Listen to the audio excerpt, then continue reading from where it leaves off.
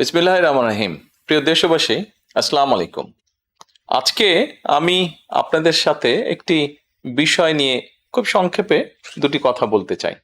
যে বিষয়টি সমাজের প্রত্যেকটি শ্রেণী পেশার মানুষকে স্পর্শ করে। যে বিষয়টি কি সেটি সেটি হচ্ছে আমাদের পরিবেশ। অর্থাৎ আমি, আপনি, আমরা সকলে যে পরিবেশটাতে থাকি সেই পরিবেশটি কেমন, আমার আশপাশটি কেমন। আপনারা নিশ্চয়ই অধিকাংশ ক্ষেত্রে খেয়াল করে দেখেছেন, আমরা ঢাকা শহরের যে কোনো রাস্তাঘাটই হোক, যে কোনো এলাকাই হোক, যে কোনো জেলা শহরের এলাকাই হোক, রাস্তাঘাট হোক, এমনকি উপজেলা পর্যায়েও ক্ষেত্র বিশেষে বিভিন্ন গ্রামগঞ্জেও আমরা দেখেছি যে যেখানে বাজার ঘাট বা রাস্তা চলাচলে বেশি, সেই জায়গাগুলোতে চারিদিকে একটা জিনিস খুব পরিষ্কারভাবে চোখে পড়ে, যেটি আমরা যখন ছোট ছিলাম, আজকে থেকে 40 বছর আগে, 30 বছর আগে দৃশ্যটা এমন ছিল না, কিন্তু বর্তমানে দৃশ্যটা এইরকম। সেটা কেমন? চারিদিকে আমার আপনার আমাদের ব্যবহার করা হাতের টিস্যু, অথবা আমার আপনার খাওয়া চিপসের প্যাকেট, অথবা বাসায় ব্যবহার করা রান্নার তেল যে তার প্লাস্টিকের বোতলটি, অথবা আমি বা আপনি পানি পান করেছি প্লাস্টিকের বোতল থেকে সেই বোতলটি, এরকম আরো অনেক ধরনের আবর্জনা যত্র তত্র সব জায়গায় ছড়িয়ে আছে। কোনো জায়গায় একটু বেশি জমা হয়ে আছে, অথবা যত্র তত্র লোকালয়ে চারিদিকে ছড়িয়ে আছে। চিন্তা করে দেখুন তো, আপনার ঘরে, যে ঘরটিতে আপনি থাকেন, যে বাসাটিতে আপনি থাকেন, যদি চারিদিকে এমন টিস্যু ছড়িয়ে থাকতো, যদি চারিদিকে এমন আবর্জনা ছড়িয়ে থাকতো, আপনার কাছে কি ভালো লাগতো দেখতে? নিশ্চয়ই না, আমাদের কারো কথাই ভালো লাগতো না। কবি তো সুন্দরভাবে লিখেছেন, সবুজ শস্য শ্যামলা আমার এই ভুবন। তো আসুন না, আমরা কেন আমাদের পরিবেশটাকে সুন্দর করতে পারবো না? বাংলাদেশের অধিকাংশ মানুষই পায়ে হেঁটে চলে, অথবা রিকশায় যায়, অথবা বাসে চলাচল করে।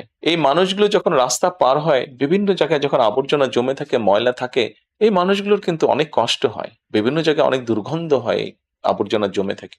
তবে আমরা যদি সকলে মিলে একটু সচেতন হই, আমরা যদি নিজেরা সচেতন হই, যত্রতত্র যদি আমাদের ব্যবহারকৃত আবর্জনাগুলো যদি যত্রতত্র আমরা না ফেলে দিই, আমরা যদি একটি নির্দিষ্ট জায়গায় এই আবর্জনাকে জমা করি এবং নির্দিষ্ট উপায়ে যদি এটাকে পরে ধ্বংস করি, তাহলে যেমন আমাদের পরিবেশটি ভালো থাকবে, ঠিক একইভাবে আমরা আমাদের পরিবেশটাকে সুন্দরভাবে রাখতে পারবো।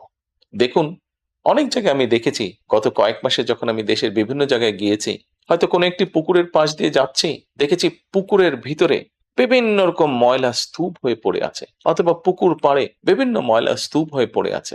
অথচ একসময় কিন্তু এই পুকুর পাড়ে এই মানুষ বিকেলে বসতো, গল্প করত পরিবার পরিজন নিয়ে, কিন্তু এখন আবর্জনার জন্য সেটি সম্ভব হয় না। ঢাকা শহরেও বিভিন্ন পার্ক আছে, বিভিন্ন জেলা শহরেও বিভিন্ন পার্ক আছে। আমরা পার্কগুলোতে যাচ্ছি বিকেল বেলায় পরিবার পরিজনকে সাথে নিয়ে, কিন্তু গিয়ে যখন আমরা চিনেবাদাম খাচ্ছি, অথবা চিপস খাচ্ছি, অথবা বাচ্চারা লজেন্স খাচ্ছে, খেয়েই আমরা জিনিসটা সেখানে ফেলে দিচ্ছি।